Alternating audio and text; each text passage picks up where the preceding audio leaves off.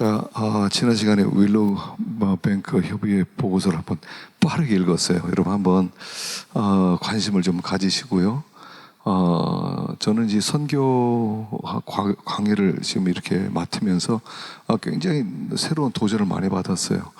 사실 우리 나성균 목사님이 아주 잘 가르치셨는데 어떻게 저에게 이 부분을 좀 맡겨주셨습니다.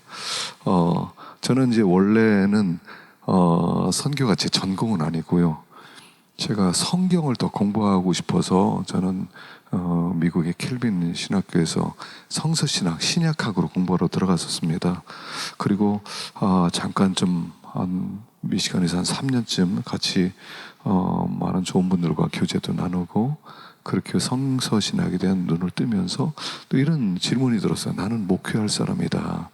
그래서 내가 목회하려면 교회를 좀 더 알았으면 좋겠다는 그런 갈망이 생겼어요. 그래서 하나님이 거기서 훌러로 보내셨고, 훌러로 갔을 때 어떻게 선교학으로 들어가게 되었습니다. 그래서 선교학으로 MA를 공부하면서 그때 이제 좋은 교수는 피터 웨그네도 그때 있었고, 벤 앵겐 교수님도 그때 있었고, 이게 도널드 맥가르보란 분은 이미 막 떠나셨던 분이고, 폴 히버트 같은 분들, 그런 분들이 이제 쟁쟁한 분들이 있을 때, 좋은 선교사님들과 좋은 관계도 맺으면서 이 선교에 대한 눈이 열려지기 시작했어요. 그리고, 그때 이제 유학에서 나오면서 이런 마음을 가지고 나왔어요. 선교는 목회의 가장 중요한 꽃이구나. 어떤 목회자든 선교에 대한 비전이 있어야 되겠구나 하는 그런 하나를 아주 어렴풋이하게 붙들고 나왔어요. 그러는 가운데 선교사님들과 계속 교제하게 되었고 또 선교를 나름대로 조금 열심히 한다고 좀 생각했었는데 생각지도 않게 이 과목을 저에게 맡겨주셔서 이 하나님의 뜻 가운데 있었구나 하는 그런 생각을 좀 하게 되었습니다. 여러분들보다 제가 더 많은 도전을 많이 받고 또 공부를 많이 하게 되는 것 같아요. 그래서 좀 가르치는 게 좀 어설프고 만약 다음 학기에 다음 내년에 한 번 더 가르친다면 그때는 좀 더 여러분들은 좀 실험적으로 가르쳤는데 그 다음에는 제가 좀 더 이렇게 좀 익숙하게 가르칠 수 있을 것 같다는 그런 생각이 들었습니다. 여러분 어쨌든 저 같은 사람에게 배우느라 고생이 많고요. 그러나 이 윌로우 뱅크 보고서는 굉장히 중요한 부분이니까 여러분들이 이렇게 좀 다운 받을 수 있으면 다운도 좀 받으시고 그렇게 해서 늘 관심을 좀 가지면 좋겠습니다. 자, 네 번째 타문화권에서 의사소통에 대해서 한번 생각해 보겠습니다. 자, 타문화권에서 의사소통이 굉장히 어렵죠. 제가 이제 태국 선교를 한 20년을 했어요. 그러니까 그 방학 때마다 1월달, 7월달에는 거의 태국 신학교에 가서 강의를 했고요. 처음에는 그 신학교가 방콕에 있다가 그 다음에 취앙 마이로 들어갔다가 취앙 라이로 가서 그 지역으로 다니면서 매년 한 2번씩은 태국을 다녔어요. 그러는데 가면 꼭 강의를 맡기거든요. 한 3일 동안은 강의를 해야 돼요. 그래서 화요일부터 월요일 날 도착한 다음에 화, 수, 목 한 3일 동안 강의하고 금요일 날 잠깐 쉬고 이렇게 한국에 돌아오곤 했는데 그때마다 뭘 느꼈냐면 어떻게 가르치지? 신학생들이 그때 꽤 많았거든요. 한 30명에서 40명. 그러니까 현지 목회자들입니다. 현지 목회자들에게 신학 관련 성경 공부를 가르치기 위해서 이제 제가 가면 일주일 동안 모아놓고 숙식하면서 하는데 그때 항상 고민이 뭐냐면 어떻게 가르치지? 이 복음을 저들의 문화를 내가 잘 모르는데 어떻게 가르치지? 하는 그런 과제가 늘 있었어요. 그런데 이제 이 타문화권에서 의사소통이 그렇게 어렵다는 거죠. 그래서 가장 중요한 첫 번째가 뭐냐면 가장 중요한 게 구속적 유사라는 겁니다. 선교사가 어떤 다른 문화권에 들어갈 때 뭔가 어색한 티가 나죠. 그들이 볼 때 복음도 낯선 외국의 것이다 하는 그런 딱지가 붙어요. 어떻게 하면 그 복음이 문화에 적합해 보이도록 설명할 수 있을까? 이제 여기에 대해서 돈 리차드슨이라고 하는 그런 선교사가 타문화권에서 선교할 때는 그 지역 사람의 복음을 이해하고 그 사람들이 복음을 이해하고 받아들일 방법을 찾도록 그들의 문화 역사를 진지하게 배운다고 말했죠. 이것을 문화 탐사라고 부른다는 거예요. 또는 구속적 유사라고 이름 붙인 어떤 접촉점이 있어야 된다는 것을 얘기하죠. 그래서 성경도요, 어떤 삶의 현장 속에서 그런 구속적 유사가 있다는 것입니다. 그래서 선교사들이 각 문화의 특이한 구속적 유사를 찾아내어 그 문화 안에 숨어있는 영적인 의미를 인식하게 만드는 거고요. 그리고 회심한 후에도 그들의 문화적 배경을 부인하지 않고 성경과 자신들의 문화적 유산에 대한 더 깊은 통찰력을 갖도록 만들어주는 것, 바로 이게 구속적 유사라는 방법이라는 겁니다. 자, 그럼 구속적 유사의 예가 있습니다. 자, 예를 봅시다. 사위족의 화해 아이, 이건 피스 차일드 얘기는 유명하죠. 사위족이 있는데 그들은 배신을 미덕으로 존중한다는 겁니다. 그들에게는 가룟 유다가 어떤 그 복음의 영웅이라는 거죠. 근데 이 사회 문화 중에는 화평을 이루는 한 가지 방법이 있는데, 한 아버지가 원수처럼 맞서온 사람에게 자신의 아이 중 하나를 주어 키우도록 맡기는 거라는 거예요. 그들은 이 아이를 화해의 아이, 피스 차일드라고 불리고요. 부족들 간의 전쟁이 중대한 국면에 접어들게 되었을 때 이때 선교사님은 그들에게 그리스도를 화해의 아이로 제시할 수 있었다는 겁니다. 사위족은 하나님의 구속 이야기를 가장 위대하신 아버지가 사이가 멀어진 사람들과 화목하려고 자기 아들을 주신 것으로 이해했고, 그리고 그 이후 이 사위족 사람들은 약 90%가 예수를 믿게 되었다는 거죠. 그들 문화 속에 피스 차일드, 그러니까 서로 원수처럼 싸우다가 아주 그 중요한 지경에 이르렀을 때 내 아이를 너에게 맡긴다. 그랬을 때 내 아이를 적군에게 보내서 적군에게 키우게 만들면 사이가 좋아진다는 거죠. 구속적 유사라는 겁니다. 또 다말족의 하이라고 하는 게 있었는데요. 지금은 파푸아 뉴기니아에 사는 어떤 다말족이 있는데, 그들은 한 세기 전만 해도 석기 시대에 살고 있었다는 겁니다. 그들은 정치적으로 그들보다 강한 다니족의 그늘에서 살고 있었는데, 다말족에게는 하이라는 개념이 있었다는 겁니다. 하이라는 개념은 뭐냐면 오랫동안 기다리던 황금 시대, 곧 전쟁이 끝나고 사람들이 서로 억압하지 않고 질병도 없는 유토피아를 가르치는 다말족 용어였습니다. 다말족 그 당시 지도자였던 무구 맨데이라고 하는 사람이, 그 추장이 하이의 도래를 간절히 기다렸는데 하이가 오지 않는 겁니다. 죽기 전에 자기 아들 댄을 옆에 불러놓고 이렇게 말했다고 합니다. 얘야, 내 생전에는 하이가 올 것 같지 않구나. 이제 내가 하이가 오는지 지켜봐야 된다. 아마 네가 죽기 전에는 하이가 올 거다. 그리고 나서 세상을 떠났는데, 그리고 이 댄이 지도자가 됩니다. 오랜 후에 몇몇 선교사 부부가 댄이 사는 그런 골짜기로 들어왔습니다. 이 다마르를 열심히 배운 다음에 복음을 가르치기 시작했습니다. 그리고 이 추장을 포함한 사람들이 그 말을 들었는데, 어느 날 아주 성숙한 어른이 된 댄이 복음을 듣고 어느 날 이런 얘기를 하더랍니다. 동정 여러분, 얼마나 오랫동안 우리 조상들이 하이를 기다렸습니까? 슬프게도 제 아버지는 그것을 보지 못한 채 돌아가셨습니다. 하지만 이 낯선 사람들이 우리에게 하이를 가져왔습니다. 우리는 저들의 말을 믿어야 합니다. 그렇지 않으면 우리가 고대하던 것이 성취되지 못하고 말 것입니다. 저들이 전하는 예수는 하이입니다. 그리고 전 주민이 예수를 받아들인 거예요. 이게 구속적 유사라는 거죠. 이게 끝이 아니라는 겁니다. 그 다니족에게는 나벨란, 카벨란이 있었다는 겁니다. 이 다말족을 지배해오던 아주 다니족이 다말족 마을에서 일어난 놀라운 일에 흥미를 갖는 거예요. 저것들이 어떻게 갑자기 저렇게 다 변화됐느냐, 호기심이 생겨서 다말족을 잘하는 다니족 사람을 그 마을로 보냈답니다. 다말족 사람들이 그리고 왜 저렇게 변했냐, 왜 이렇게 저렇게 저들이 막 기뻐하고 날뛰느냐, 그래서 알아보러 갔는데 알고 그 사람이 알아보니까 다말족 사람들이 오랫동안 간직해오던 소망이 성취되어 막 기뻐한다는 소식을 듣고 이 다니족이 놀랐다는 겁니다. 왜냐하면 이 다니족에게는 나벨란 카벨란이라고 그러는 소망이 있었다는 겁니다. 어느 날 영원한 생명이 인류에게 오리라고 하는 그런 믿음이 있었다는 거예요.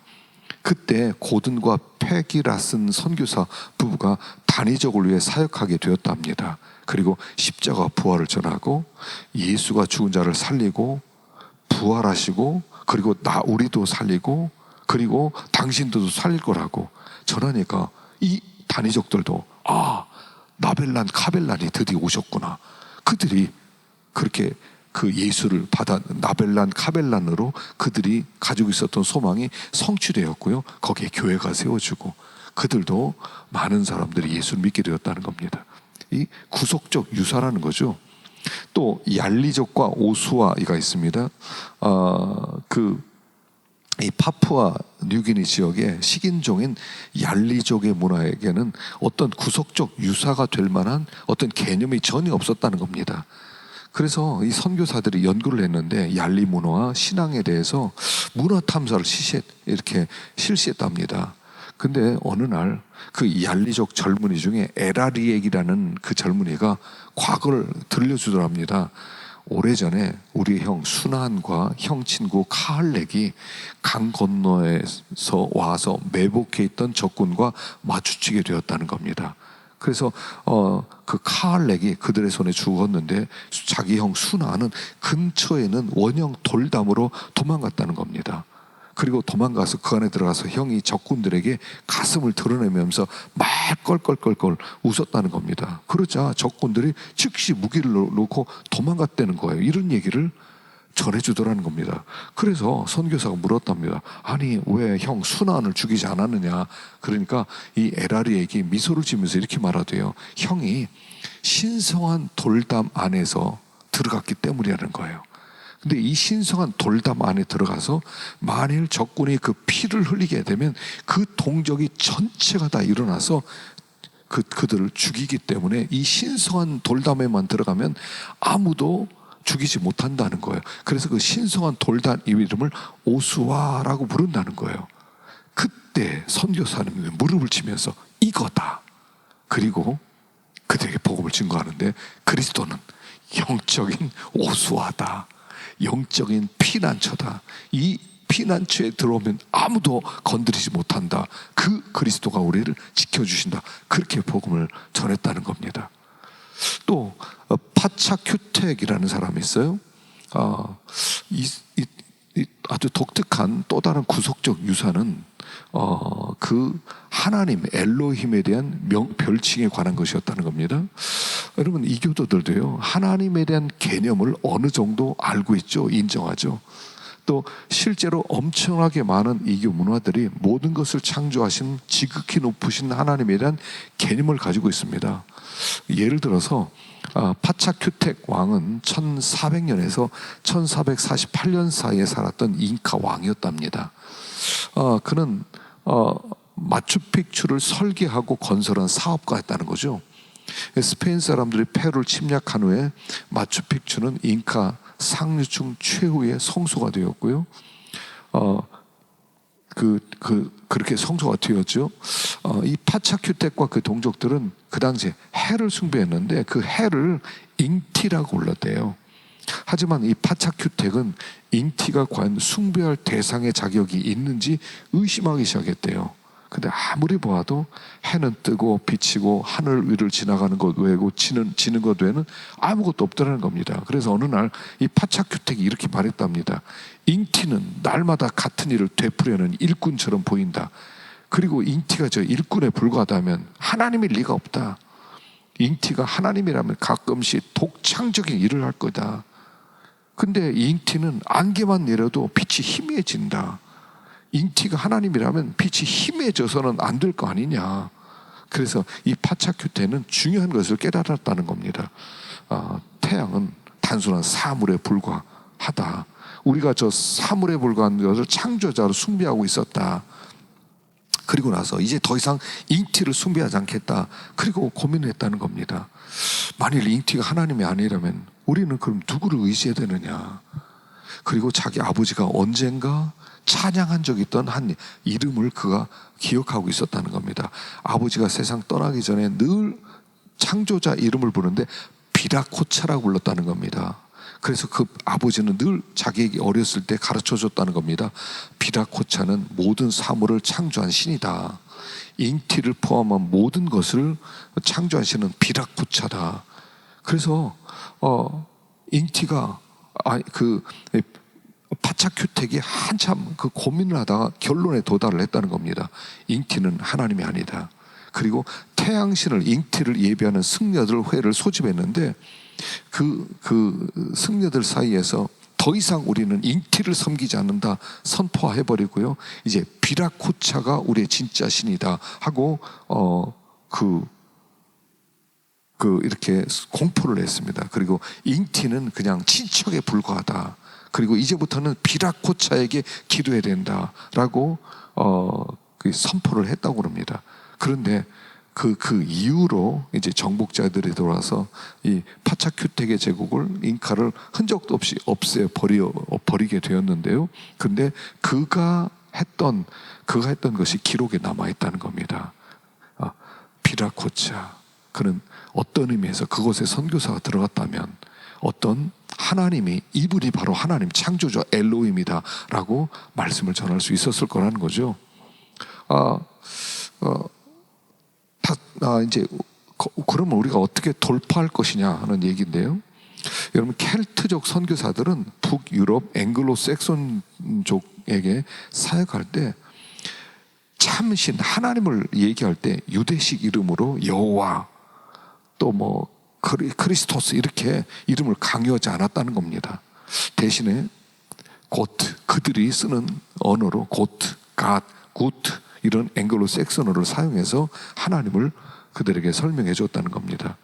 1857년 노르웨이 루터교 선교사인 라스 스크레푸스 루드는 인도의 수많은 산탈족 사람들이 자기 조상들이 참된 하나님인 타쿨지오를 거부한 데 대해 매우 애석해하고 있다는 사실을 알게 되었다는 겁니다. 그래서 이 선교사는 타쿨지오가 자신과 멀어진 인류와 화목하게 되고자 아들을 이 세상에 보냈다고 선포했어요.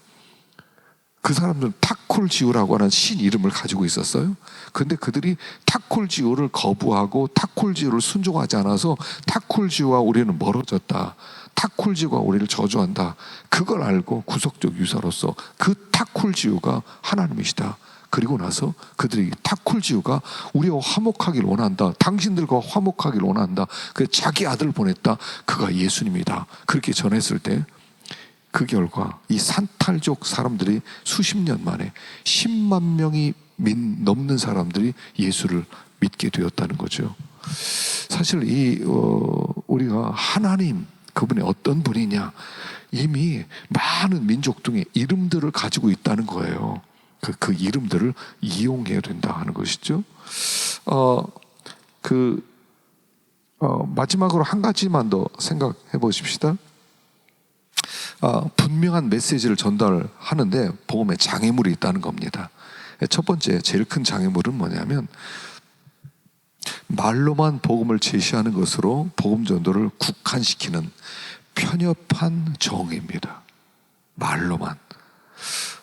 복음은 단순히 말로만 입으로 나오는 말이 아니고 그 사람들의 문화와 삶 가운데 성육신한 거라는 거죠.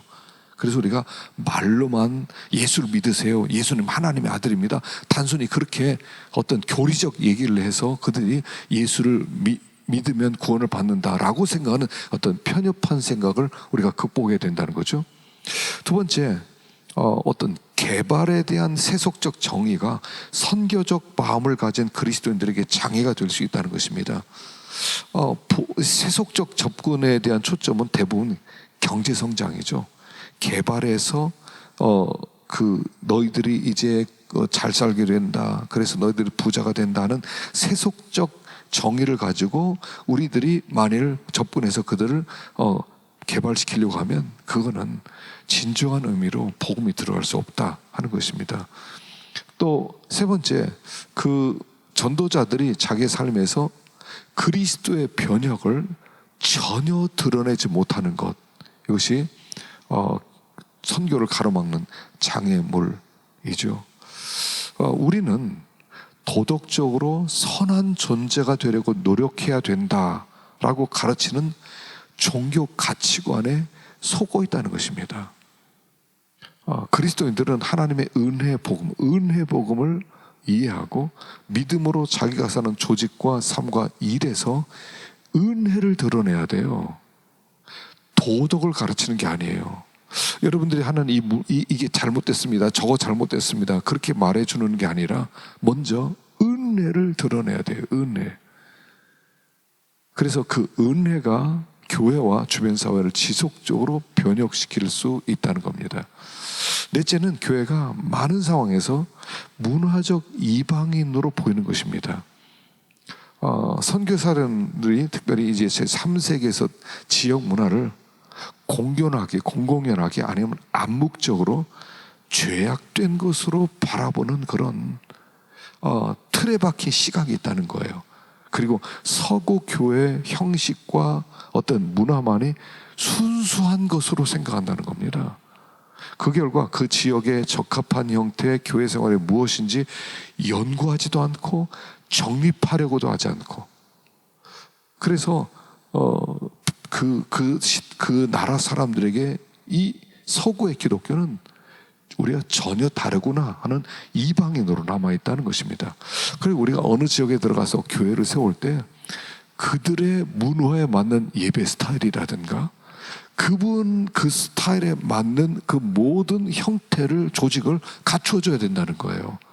서구 문화를 그대로 심어주는 것을 그것을 기독교의 어떤 전파고 선교라고 생각할 것이 아니라 우리가 좀 더 구체적으로 좀 그렇게 연구하는 가운데 좀 우리가 말씀을 할 필요가 있다 하는 것입니다. 그래서 때로 우리가 분명한 메시지를 전달할 때 우리가 자체가 장애물이 되어서는 안 된다 하는 것을 얘기하고 있고요. 시간이 별로 없습니다. 좀 마지막으로 한번 보시면, 이 마지막이 뭐냐면 마지막으로 우리가 생각할 것은 뭐냐면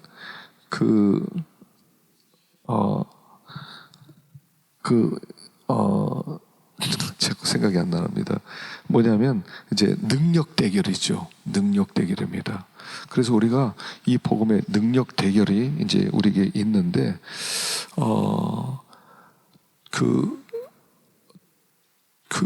진리 대결이 있어요. 진리 대결. 그 다음에 충성 대결이 있고요. 능력 대결이 있어요. 찰스 크래프트 교수님이 이 부분을 아주 굉장히 강조했어요. 제가 플로에 있을 때 이분이 아주 굉장히 중요한 그런 몇 강의를 해서 제가 들어서 아주 큰 도전을 좀 받았는데, 근데 이제 이분이 후에 빈야드 그 운동과 이제 연관이 되어서 이제 후에 조금 좀 실수했다는 그런 부분이 있는데, 이분이 했던 강의 중에 하나가 이제 파워 인카운터, 능력 대결이라고 하는 그런 강의가 있었어요. 그러니까 우리가 복음을 증거할 때 세 가지 대결이 있다는 겁니다. 첫째는 진리의 대결이 있다는 거죠. 진리의 대결은 어떤 이해를 다루는 거예요. 그래서 먼저 그들을 복음을 인식을 시키고, 그리고 복음의 지식으로 이끌고 그들로 하여금 지식을 이해하게 만들고, 그래서 예수 믿게 만드는 아주 평범한 진리 대결이 있다는 거죠. 두 번째는 충성 대결이 있다는 거예요. 충성 대결은 관계를 다루는 겁니다. 그래서 예수를 믿고 예수님께 대하여 헌신하게 만들고, 그리고 예수님과 헌신해서 좀 더 우리가 예수님과 좀 더 깊은 관계를 맺게 되고, 그래서 예수님께 좀 더 충성하게 되고, 그리고 예수님의 성품을 닮게 만드는 것을 목표로 삼는 것입니다. 그런데 세 번째, 능력 대결이 있다는 겁니다. 능력 대결은 자유를 다루는 것인데 우리가 뭔가 매여 있다는 거죠. 많이 매여 있습니다. 어떤 병에도 매여 있고 어떤 정신적인 것에도 매여 있고 과거의 트라우마에도 매여 있고 어떤 염려에도 매여 있고 어떤 마귀의 어떤 장난 같은 것에 매여 있을 수 있다는 거죠. 그래서 이걸 치유하는 거예요. 그래서 신앙생활은 자유를 확대시키는 거라는 겁니다. 자유를 확대시키려면 이 자유를 얽매고 있는 강력한 원수 마귀를 우리가 물리쳐야 된다는 거예요. 그래서 사탄과 어떤 싸움에서 승리하게 될 때 우리가 자유하게 될 거, 그리고 우리가 진정으로 나의 나됨을 누리게 된다는 거예요. 그래서 진리 대결, 충성 대결, 능력 대결이지만 가장 중요한 것은 능력 대결이라는 겁니다. 선교 현장에 들어가면 사탄은 거짓말, 사기꾼 아닙니까? 거짓말쟁이잖아요. 그러니까 진리가 어두워진 곳에는 마귀가 마음껏 역사할 수 있어요. 그래서 우리가 들어가서 진리를 그들에게 전하고, 그리고 그들의 주님을 만나게 하고, 그러나 그 결정적으로는 이 마귀를 물리치는 역사가 있어야 된다는 거예요. 그 권세가 있어야 된다는 거죠. 그래서 예수님도 성령의 충만함을 입고 나서야 사역을 했고, 제자들에게도 하늘에서부터 너희들이 능력으로 입혀질 때까지 이 성에 거하라, 그래서 능력으로 채워진 다음에야 그들로 하여금 선교 현장으로 보냈다는 사실입니다. 그래서 뭐 그런 예가 많이죠. 그러니까 이분은 이 찰스 크래프트 시간에는 무엇을 했냐면, 파워 인카운터 시간에 귀신 들린 사람을 데려와요. 귀신 들린 사람 데려와요. 그리고 그 학생들이 쭉 강의하는데 그 교수님하고 귀신 들린 사람하고 서로 대화를 해요. 그러면 너 어디서 들어왔냐? 그럼 그때 막 그 숨겨져 있던 이 마귀가 이야기를 합니다.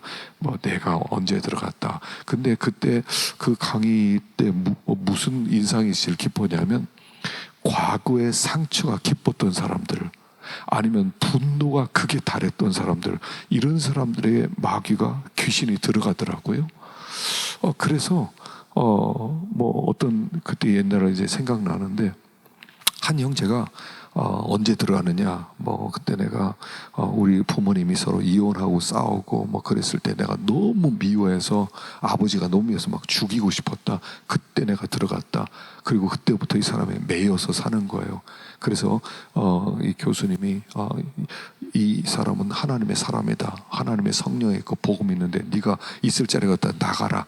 그래서 이제 그 어떤 그 과정을 통해서 그 귀신을 쫓아내는 그런 시간들도 있었거든요. 그래서 복음 증거할 때 대결이 있다는 거예요. 대결이 있어요.